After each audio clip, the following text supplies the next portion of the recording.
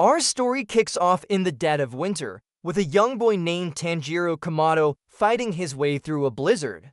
He's got his sister, Nezuko, on his back, and she's not looking so good.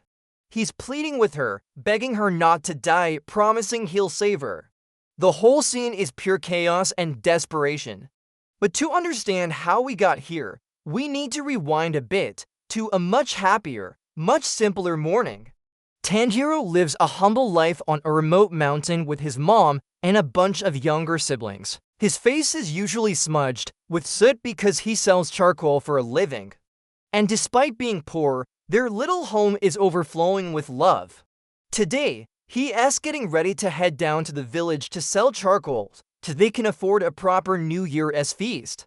His mom, ever the worrier, tries to clean his face, but Tanjiro insists he has to go. Since their dad passed away, he's the man of the house, and he takes that job very seriously. His younger siblings, Hanako and Shigeru, are practically begging to tag along, but since the snow is too deep for the cart, Tanjiro has to tell them no. He promises to bring back goodies, ruffling their hair with that classic big brother charm. He even gets a half-hearted grumpy goodbye from his brother Takeo, who clearly just wanted to hang out.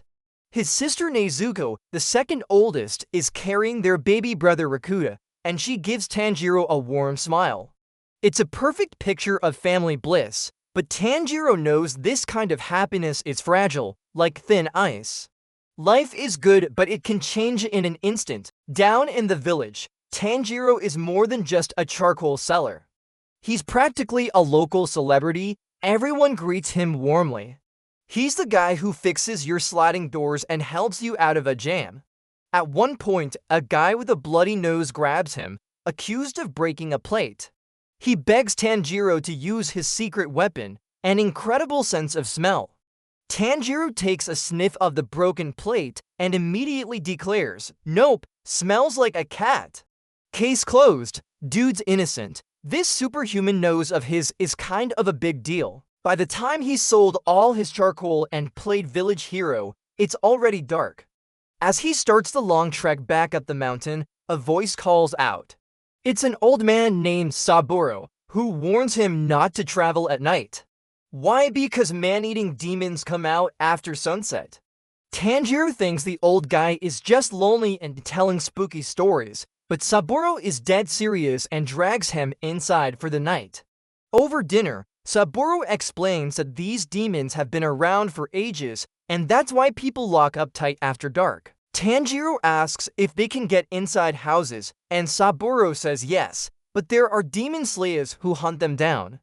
Tanjiro still isn't fully convinced, thinking of his own grandma who used to say similar things. He falls asleep planning to bring his siblings to visit the lonely old man. The next morning, Tanjiro sets off for home. The forest is eerily quiet. As he gets closer to his house, his super sniffer picks up a scent that freezes him in his tracks. Blood, a lot of it. He sprints the rest of the way, his heart pounding in his chest, and then he sees it. A scene straight out of a nightmare. Nezuko is lying in the snow, shielding their youngest brother, Rakuta. Both are drenched in blood. He touches her. She's cold. He looks inside the house and it's a full-blown massacre. His mother, his other siblings, all gone. The room is painted red. Tanjiro's world just completely shatters. He can't even process what could have caused such a brutal slaughter. Maybe a bear. Then a flicker of hope.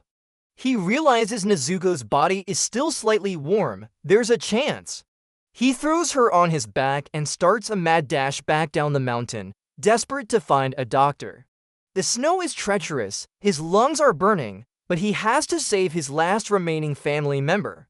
As he's running, he feels Nezuko start to stir, but this isn't a good thing.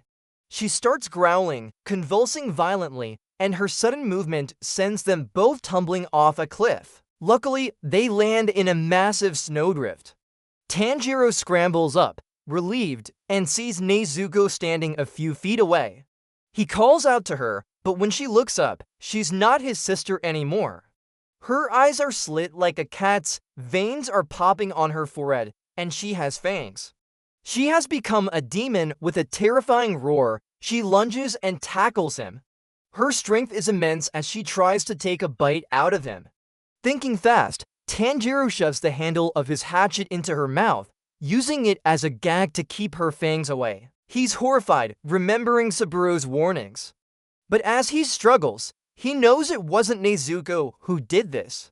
He smelled something else at the house, a scent he didn't recognize. Nezuko didn't kill their family. He pleads with her, tears streaming down his face, begging her to fight it, to remember she's human. For just a second, a tear falls from her demonic eye onto his face. Her soul is still in there.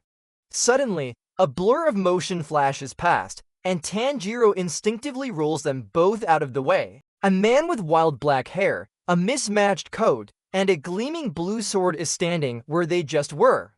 This is Giyu Tomioka, a demon slayer. Giyu immediately identifies Nezuko as a demon and declares he's going to execute her. Tanjiro throws himself in front of her, screaming that she's his sister and she hasn't hurt anyone. Giyu is not impressed. She was just about to eat you, he says coldly. Tanjiro swears he'll find a cure, a way to turn her back.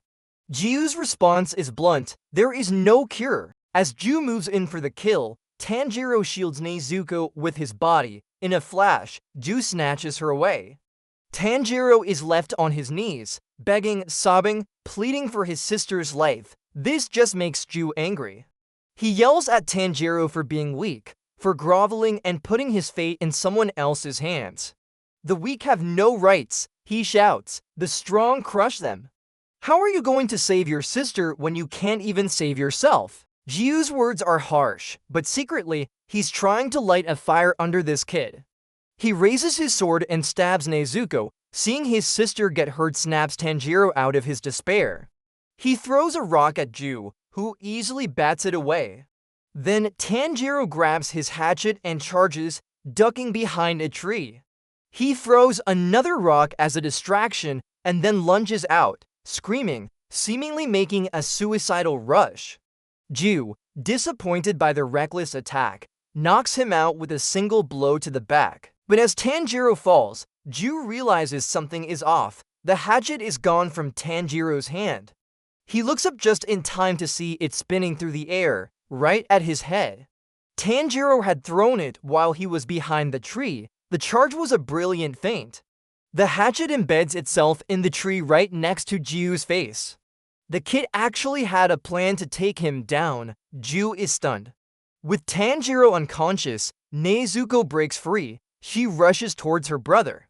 Giyu readies his sword, expecting her to finally give in to her demonic hunger and eat him. It's what any starving demon would do, but Nezuko does the one thing he never expected. She stands over Tanjiro, spreading her arms wide to protect him, growling defensively at Giyu. She's choosing to protect her human brother over feeding. This changes everything. Giyu realizes this pair is different. Instead of killing her, he sheathes his sword and knocks her out with a precise chop to the neck. When Tanjiro wakes up, Nezuko is lying beside him, with a piece of bamboo tied in her mouth as a muzzle. Giyu is there and he gives Tanjiro his new mission: go to Mount Sajiri and find an old master named Sakanji Yurikodake. Tell him Giyu Tomioka sent you. And one last crucial piece of advice: never let Nezuko be exposed to sunlight. With that, Giyu vanishes. Tanjiro, filled with grief but now armed with a purpose, returns to his home one last time. He buries his family and says his prayers. He takes Nezuko's hand, and together, they walk away from the only home they've ever known.